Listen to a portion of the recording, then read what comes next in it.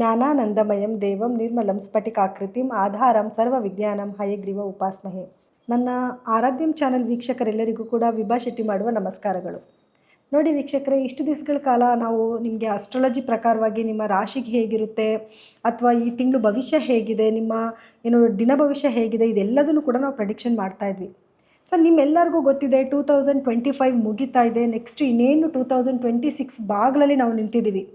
So ಎಲ್ಲರಿಗೂ ಒಂದು ಕಾತುರ ಇರುತ್ತೆ, 2026ರಲ್ಲಿ ನಮ್ಮ ಭವಿಷ್ಯ ಹೇಗಿರುತ್ತೆ, ಏನಾಗ್ಬೋದು, ಈ ವರ್ಷದಲ್ಲಿ ನಮಗೆ ಕೆಲವೊಂದು ಒಳ್ಳೆಯದಾಗಿದೆ ಅಥವಾ ಕೆಟ್ಟದಾಗಿದೆ, ಮುಂದಿನ ವರ್ಷದಲ್ಲಿ ನಮ್ಮ ಜೀವನ ಹೇಗೆ ನಡಿಬೋದು ಅನ್ನೋದ್ರ ಬಗ್ಗೆ ಎಲ್ಲರಿಗೂ ಆಲೋಚನೆ ಇದ್ದೇ ಇರುತ್ತೆ. ಸೊ ಇವಾಗ ನಾನು ಪ್ರೆಡಿಕ್ಟ್ ಮಾಡೋಕ್ಕೆ ಬಂದಿರೋದು 2026ನಲ್ಲಿ ನ್ಯೂಮರಾಲಜಿ ಪ್ರಕಾರವಾಗಿ ನೀವು ಹುಟ್ಟಿರೋಂಥ ಡೇಟ್ಗೆ ಅನುಗುಣವಾಗಿ ಹೇಗಿರುತ್ತೆ ನಿಮ್ಮ ಭವಿಷ್ಯ ಅನ್ನೋದ್ರ ಬಗ್ಗೆ ಮಾತಾಡೋದಕ್ಕೋಸ್ಕರ ನಾನು ಬಂದಿದ್ದೀನಿ. ಸೊ ಹಾಗಾಗಿ ನೋಡೋಣ ಬನ್ನಿ. ಮೊದಲನೇದಾಗಿ 2026 ಅಂದರೆ ಏನು, ಈ ವರ್ಷ ಈ ನಮ್ಮ ಸುತ್ತಮುತ್ತ ಏನು ಬದಲಾವಣೆಗಳಾಗುತ್ತೆ ಅನ್ನೋದ್ರ ಬಗ್ಗೆ ಫಸ್ಟ್ ತಿಳ್ಕೊಳ್ಳೋಣ. ಅದಾದಮೇಲೆ ನಂಬರ್ 1ನೇ ತಾರೀಕಿನಿಂದ ಹಿಡಿದು 9ನೇ ಸಿರೀಸ್ ತನಕನೂ ಹುಟ್ಟಿರೋಂಥ ಎಲ್ಲರ ಒಂದು ಭವಿಷ್ಯ ಹೇಗಿರುತ್ತೆ 2026ರಲ್ಲಿ ಅನ್ನೋದ್ರ ಬಗ್ಗೆ ನಾನು ಮಾತಾಡ್ತೀನಿ. 1, 10, 19, 28ರಲ್ಲಿ ಯಾರೆಲ್ಲ ಹುಟ್ಟಿದ್ದೀರಾ ಅವ್ರಿಗೆ ಈ ಇನ್ಫಾರ್ಮೇಷನು. ಸೊ 2026 ನಿಮಗೆ ಈ ಜೀವನದಲ್ಲಿ ಏನೆಲ್ಲ ತಂದುಕೊಡ್ತಿದೆ, ಮದುವೆ ಆಗಿರ್ಬೋದು, ಉದ್ಯೋಗ ಆಗಿರ್ಬೋದು, ವ್ಯಾಪಾರ ಆಗಿರ್ಬೋದು, ಈ ಎಲ್ಲ ವಿಚಾರಗಳಲ್ಲಿ ಯಶಸ್ಸು ತಂದುಕೊಡ್ತಿದೆಯೋ ಅಥವಾ ಆ್ಯಾವ್ರೇಜ್ ಆಗಿದೆಯೋ ಅಥವಾ ಏನಾದ್ರು ಡಿಫಿಕಲ್ಟ್ ಆಗಿದೆಯೋ ಅನ್ನೋದ್ರ ಬಗ್ಗೆ ನೀವೇನಾದರೂ ಆಲೋಚನೆ ಮಾಡ್ತಾ ಇದ್ದೀರಾ, ಆಗಿದ್ರೆ ಈ ಇನ್ಫಾರ್ಮೇಷನ್ ನಿಮಗೋಸ್ಕರ. ಯಾರೆಲ್ಲ 1 ಸಿರೀಸ್ ಅಂದರೆ 1, 10, 19, 28ರಲ್ಲಿ ಹುಟ್ಟಿದರೆ ಎಲ್ಲನೂ ಕೂಡ 1 ಸಿರೀಸ್ಗೆ ಬರುತ್ತೆ. 1 ಅಂತಂದ್ರೇ ಸೂರ್ಯನ ಆಡಳಿತ ಅಲ್ವಾ. ಸೊ 2026 ಅನ್ನೋದು ಕೂಡ 1 ಸಿರೀಸ್ ಅಂತಲೇ ಬರುತ್ತೆ, 1 ಅಂತಲೇ ಬರುತ್ತೆ. ಸೊ 1 ಅಂತಂದರೆ ಸೂರ್ಯನ ಆಡಳಿತ ಅಂತಂದ್ರೆ ಕಿಂಗ್, ರಾಜ ಅಂತ, ರಾಜನ ಜೊತೆಗೆ ಇನ್ನೊಬ್ಬ ರಾಜ ಸೇರ್ಕೊತಿದ್ದಾನೆ ಅಂತ ಆಯಿತು. ಸೊ ಹಾಗಿದ್ರೆ ಹೇಗಿರುತ್ತೆ 1ನೇ ತಾರೀಕು ಅವ್ರಿಗೆ?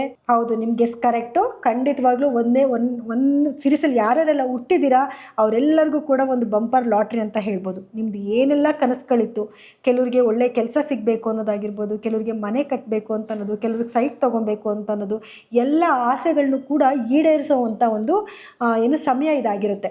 ಅಂದರೆ ನೀವೇನು ಮಾಡಬೇಕು, ನೀವೇನಾದರೂ ಹಾರ್ಡ್ ವರ್ಕ್ ಮಾಡೋಕ್ಕೆ ರೆಡಿ ಇದ್ದೀರಾ, ಪ್ಲ್ಯಾನಿಂಗ್ ಮಾಡ್ಕೊಂಡು ಕೆಲಸ ಮಾಡೋಕ್ಕೆ ರೆಡಿ ಇದ್ದೀರಾ ಅಂತಂದರೆ ನೀವು ಅಂದ್ಕೊಂಡಿರೋ ಎಲ್ಲ ಕೆಲಸನೂ ಕೂಡ ಸಾಧನೆ ಮಾಡೋವಂಥ ಒಂದು ಟೈಮ್ ನಿಮಗೆ ಬಂದಿದೆ. ಸೊ ಇದನ್ನು ನೀವು ಉಪಯೋಗ ಮಾಡ್ಕೊಬೇಕು. ಯಾವ ಕೆಲಸದಲ್ಲಿ ಈ ಸತಿ ಅಂದರೆ 1ನೇ ತಾರೀಕಿನಲ್ಲಿ ಹುಟ್ಟಿರೋವಂಥವ್ರಿಗೆ ಅಂದರೆ 1 ಸಿರೀಸ್ನಲ್ಲಿ ಹುಟ್ಟಿರೋರಿಗೆ ಯಾವ ಒಂದು ಫೀಲ್ಡಲ್ಲಿರೋರಿಗೆ ತುಂಬ ಯಶಸ್ಸು ಸಿಗುತ್ತೆ ಅಂತ ನೋಡೋಣ. ಅಂದರೆ ಮೊದಲನೇದಾಗಿ ಯಾರೆಲ್ಲ ಕಂಟೆಂಟ್ ಕ್ರಿಯೇಟರ್ ಆಗಿರ್ತೀರಾ ಅಂಥವ್ರಿಗೆ ತುಂಬ ಯಶಸ್ಸು ಸಿಗುತ್ತೆ. ಯಾರೆಲ್ಲ ಹೊರದೇಶಕ್ಕೆ ಹೋಗಬೇಕು, ಔಟ್ ಆಫ್ ಕಂಟ್ರಿಗೆ ಹೋಗಿ ವರ್ಕ್ ಮಾಡಬೇಕು ಅಥವಾ ಎಜುಕೇಷನ್ ಮಾಡಬೇಕು ಅಥವಾ ಸುಮ್ಮನೆ ಒಂದು ನೋಡ್ಕೊಂಡು ಬರೋಣ, ನಾನು ಫಾರಿನ್ ಟ್ರಿಪ್ಸೇ ಮಾಡಿಲ್ಲಪ್ಪ, ಒಂದಾದರೂ ಇಂಟರ್ನ್ಯಾಷನಲ್ ಟ್ರಿಪ್ ಮಾಡಬೇಕು ಅಂದ್ಕೊಂಡಿರ್ತೀರ, ಅವ್ರು ಎಲ್ಲರಿಗೂ ಕೂಡ ಒಂದು ಸುವರ್ಣಾವಕಾಶ ಅಂತ ಹೇಳ್ಬೋದು.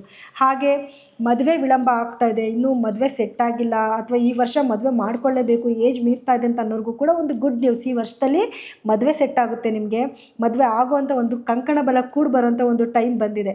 ಹಾಗೆ ಮನೆ ಕಟ್ಟಬೇಕು ಅಂದ್ಕೊಂಡಿರೋರಿಗೆ, ಸೈಟ್ ತೊಗೊಳ್ಬೇಕು ಅಂತಂದ್ರಿಗೆ ಎಲ್ಲರಿಗೂ ಕೂಡ ಒಂದು ಯಶಸ್ಸು ಸಿಗ್ತಿದೆ ಅಂತ ಹೇಳ್ಬೋದು. ಹಾಗೆ ಈ ವರ್ಷದಲ್ಲಿ ನೀವು ಮಾಡಬೇಕಾಗಿರೋ ಕೆಲಸ ಏನು ಅಂತಂದರೆ ಕಪ್ಪು ಬಣ್ಣನ ಸ್ವಲ್ಪ ನೀವು ಅವಾಯ್ಡ್ ಮಾಡಬೇಕು. ಯಾವುದೇ ಕಾರಣಕ್ಕೆ ಕಪ್ಪು ಬಣ್ಣದ ಬಟ್ಟೆಗಳನ್ನ ನೀವು ಬಳಸಬಾರ್ದು.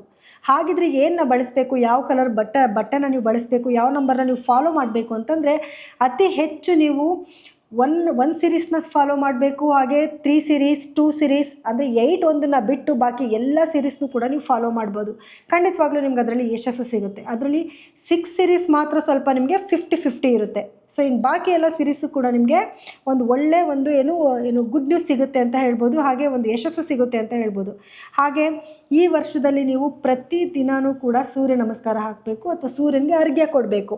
ಇದು ಎರಡನ್ನೂ ಮಾಡ್ಕೋಬೇಕು. ಅಥವಾ ಇವಾಗೆಲ್ಲ ನೋಡಿ ನೈಟ್ ಡ್ಯೂಟಿ ಮಾಡ್ಕೊಂಡು ಬಂದಿರ್ತೀವಿ, ಅರ್ಲಿ ಮಾರ್ನಿಂಗ್ ಎಲ್ಲ ನಮಗೆ ಎದ್ದೊಳಕ್ಕಾಗೋದಿಲ್ಲ. ನಾವೇನು ಮಾಡಬೇಕು ಅಂತಂದರೆ ಸೂರ್ಯಕಾಂತಿ ಬೀಜ ಸಿಗುತ್ತಲ್ಲ, ಅದನ್ನು ತೊಗೊಂಡು ಬಂದುಬಿಟ್ಟು ಒಂದು ಪಾಟ್ ಒಳಗಡೆ ಅದನ್ನು ಸೂರ್ಯಕಾಂತಿ ಬೀಜನ ಹಾಕಿ ಅದಕ್ಕೆ ಪ್ರತಿದಿನ ವಾಟರಿಂಗ್ ಮಾಡಿ, ಗಿಡ ಸ್ವಲ್ಪ ಬೆಳೀತಾ ದೊಡ್ಡದಾಗ್ತಿದೆ, ಅದೊಂದು ಫ್ಲವರ್ ಬಿಡ್ತದೆ ಅನ್ನೋಷ್ಟರೊಳಗಡೆ ಖಂಡಿತ ನಿಮಗೆ ಒಂದು ಗ್ರೋತ್ ಕಾಣಿಸ್ತಾ ಇರುತ್ತೆ. ನೀವೇನು ಅಂದ್ಕೊಂಡಿರ್ತಾರೋ ಆ ಕೆಲಸಗಳೆಲ್ಲನೂ ಕೂಡ ಆಗುತ್ತೆ. ಸ್ವಲ್ಪ ಅದು ಕಷ್ಟ ಆಗ್ತಾಯಿದೆ, ನಂಗೆ ಮಾಡೋಕ್ಕಾಗ್ತಾ ಇಲ್ಲ ಅಂತಂದರೆ ಬೆಟರ್ ನೀವು ಸ್ವಲ್ಪ ಸೂರ್ಯೋದಯಕ್ಕೆ ಎದ್ದು ಸೂರ್ಯನಿಗೆ ನಮಸ್ಕಾರ ಮಾಡಿ ಸೂರ್ಯನಿಗೆ ಸ್ವಲ್ಪ ಅರ್ಘ್ಯ ಕೊಡಿ. ಸ್ವಲ್ಪ ರೂಲ್ಸ್ನ ರೆಗ್ಯುಲೇಷನ್ಸ್ನ ಸ್ವಲ್ಪ ಫಾಲೋ ಮಾಡಿ. ಈ ವರ್ಷ ನಾನು ಹೀಗೆ ಬದುಕಬೇಕು ಅಥವಾ ನಾನು ಇದನ್ನೇ ಸಾಧಿಸ್ತೀನಿ ಅಂತ ಅಂದ್ಕೊಳ್ಳಿ. ಆ ಗುರಿನ ಮುಟ್ಟೋದಕ್ಕೋಸ್ಕರ ಎಲ್ಲ ರೀತಿಯಾದ ಒಂದು ಪ್ರಯತ್ನನ ಮಾಡಿ. ಖಂಡಿತವಾಗ್ಲೂ 1ನೇ ನಂಬರ್ ಅವ್ರಿಗೆ ಎಲ್ಲ ರೀತಿಯಿಂದ ಸಕ್ಸಸ್ ಸಿಗುತ್ತೆ. ಮತ್ತು ಏನಾದರೂ ನೀವು ಬಿಸ್ನೆಸ್ ಏನಾದ್ರು ಮಾಡ್ತಾಯಿದ್ದೀರಾ ಅಂತಂದರೆ ಒಂದು ನ್ಯೂ ಪಾರ್ಟ್ನರ್ಶಿಪ್ ಬರೋವಂಥ ಚಾನ್ಸಸ್ ಇರುತ್ತೆ, ಅದನ್ನು ನೀವು ಉಪಯೋಗ ಮಾಡ್ಕೊಬೇಕು. ಹಾಗೆ ನಿಮ್ಮ ಫ್ರೆಂಡ್ ಸರ್ಕಲಿಂದ ನಿಮಗೆ ಒಂದು ಯಶಸ್ಸು ಸಿಗುತ್ತೆ. ಅಂದರೆ ನೀವೇನೋ ಒಂದು ಕೆಲಸ ಮಾಡ್ತಾ ಇದ್ದೀರಾ ಅಂತಂದರೆ ಅವ್ರು ನಿಮಗೆ ಸ್ವಲ್ಪ ಸಪೋರ್ಟ್ ಮಾಡುವಂಥದ್ದು, ಪುಷ್ ಮಾಡುವಂಥದ್ದೆಲ್ಲ ಆಗುತ್ತೆ. ಸೊ ಓವರಾಲ್ ಆಗಿ ನೋಡೋಕೆ ಹೋದರೆ 2026 1 ಸೀರೀಸ್ ಅವ್ರಿಗೆ ಒಂದು ಒಳ್ಳೆ ಅದೃಷ್ಟಕರವಾದ ಒಂದು ಇಯರ್ ಆಗ್ತಾ ಇದೆ. ಸೊ ಹಾಗಿದ್ರೆ 2 ಸೀರೀಸ್ ಅವ್ರಿಗೆ ಹೇಗಿದೆ ಅನ್ನೋದನ್ನು ಮುಂದಿನ ವಿಡಿಯೋದಲ್ಲಿ ನೋಡೋಣ. ನೋಡಿ, ಈ ವರ್ಷ 2026 ಅಂತಂದರೆ 1 ಆಗುತ್ತೆ ಅಂತ ನಾನು ಆಗಲೇ ಹೇಳಿದೆ. ಸೊ ಎಲ್ಲ ಒಂದು ಸೀರೀಸ್ ಅವ್ರಿಗೂ ಕೂಡ ಏನೋ ಈ ವರ್ಷದಲ್ಲಿ ನಿಮಗೆ ಎಷ್ಟು ಅದೃಷ್ಟ ತಂದುಕೊಡ್ತಾ ಇದೆ, ಎಷ್ಟು ಅದೃಷ್ಟ ತಂದುಕೊಡ್ತಾ ಇಲ್ಲ, ಪ್ರತಿಯೊಂದು ಕೂಡ ನಾನು ಆಲ್ರೆಡಿ ಹೇಳಿದ್ದೀನಿ. ನಿಮ್ಮ ಡೇಟ್ ಬೇರೆ ಆಗಿರುತ್ತೆ, ನಿಮ್ಮ ಇಯರ್ ನಂಬರ್ ಬೇರೆ ಆಗಿರುತ್ತೆ, ನಿಮ್ಮ ಸೋಲ್ ನಂಬರ್ ಬೇರೆ ಆಗಿರುತ್ತೆ, ಮತ್ತು ಎಲ್ಲನೂ ಸೇರಿಸಿದಾಗ ಬರುವಂಥ ನಂಬರ್ ಬೇರೆ ಆಗಿರುತ್ತೆ. ಸೊ ನೀವೆಲ್ಲರೂ ಕೂಡ ಬರೀ ನಿಮ್ಮ ಡೇಟಲ್ಲಿ ಇಂಥ ಡೇಟಲ್ಲಿ ಹುಟ್ಟಿದ್ದೀನಿ ಅನ್ನೋ ಈ ಸೀರೀಸ್ಗೆ ನೀವು ಡಿಪೆಂಡ್ ಆಗಬೇಡಿ. ಇದ್ರ ಜೊತೆಗೆ ಏನಾಗುತ್ತೆ, ನಿಮ್ಮ ಡೇಟ್ ಆಫ್ ಬರ್ತ್ನ ಕ್ಯಾಲ್ಕುಲೇಷನ್ ಮಾಡಿಕೊಂಡು ಬರುವಂಥ ನಂಬರ್ ಕೂಡ ಇಂಪಾರ್ಟೆಂಟ್ ಆಗಿರುತ್ತೆ.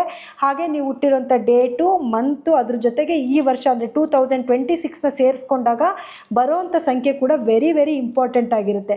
ಅದ್ರ ಮೇಲೂ ಕೂಡ ಪ್ರೆಡಿಕ್ಷನ್ನು ಕೂಡ ನೀವು ನೋಡಬೇಕಾಗಿ ಬರುತ್ತೆ. ಸೊ ಅದನ್ನು ಮುಂದಿನ ವೀಡಿಯೋಗಳಲ್ಲಿ ಸಾಧ್ಯ ಆದರೆ ನಾವು ಅದನ್ನು ಅಪ್ಲೋಡ್ ಮಾಡ್ತೀವಿ. ಖಂಡಿತವಾಗ್ಲೂ ಅದನ್ನು ನೀವು ನೋಡಿಕೊಂಡು ಅದಕ್ಕೆ ತಕ್ಕ ಪರಿಹಾರಗಳನ್ನ ಮಾಡ್ಕೊಳ್ಳಿ. ಈ ವರ್ಷ ಎಲ್ಲರಿಗೂ ಕೂಡ ಒಳ್ಳೆಯದಾಗಲಿ ಅಂತ ಈ ಮುಖಾಂತರ ನಾನು ಕೇಳ್ಕೊತಾ ಇದ್ದೀನಿ.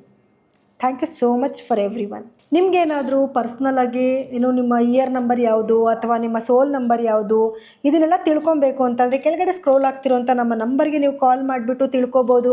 ಮತ್ತು ನಿಮ್ಮ ಹೆಸರನ್ನ ಚೇಂಜ್ ಮಾಡಿಸ್ಕೊಳ್ಳೋದಾದರೆ ನಿಮಗೆ ನೀವು ಹುಟ್ಟಿರೋಂಥ ಡೇಟ್ ಆಫ್ ಬರ್ತ್ಗೆ ಅಥವಾ ಇಯರ್ ನಂಬರ್ಗೆ ಟೋಟಲ್ ಕೂಡಿದಾಗ ನಿಮ್ಮ ಹೆಸರು ಚೆನ್ನಾಗಿ ಬರ್ತಾ ಇಲ್ಲ ಅಥವಾ ಫೋನ್ ನಂಬರ್ ಸರಿಗೆ ಆಗ್ತಿಲ್ಲ ಅಂತಂದರೆ ಅದನ್ನು ಕೂಡ ನಿಮ್ಮ ಡೇಟ್ ಆಫ್ ಬರ್ತ್ನ ಕೊಟ್ಟು ನಿಮ್ಮ ಹೆಸರನ್ನ ಚೇಂಜ್ ಮಾಡಿಸ್ಕೊಳ್ಳೋದು ಅಥವಾ ನಿಮ್ಮ ಫೋನ್ ನಂಬರ್ನ ಚೇಂಜ್ ಮಾಡಿಸ್ಕೊಳ್ಳೋದು ಎಲ್ಲನೂ ಕೂಡ ನೀವು ಮಾಡ್ಕೊಬೋದು. ಹಾಗಾಗಿ ಕೆಳಗಡೆ ಸ್ಕ್ರೋಲ್ ಆಗ್ತಿರೋ ನಮ್ಮ ನಂಬರ್ಗೆ ಕಾಲ್ ಮಾಡಿ ಅದು ಕರೆಕ್ಟಾಗಿ ಇದೆಯಾ ಇಲ್ವಾ ಅನ್ನೋದನ್ನ ತಿಳ್ಕೊಳ್ಳಿ. ಈ ವರ್ಷದಲ್ಲಿ ಸಿಗ್ತಿರೋಂಥ ಅದೃಷ್ಟನ ನೀವು ಕ್ಲೈಮ್ ಮಾಡ್ಕೋಬೋದು.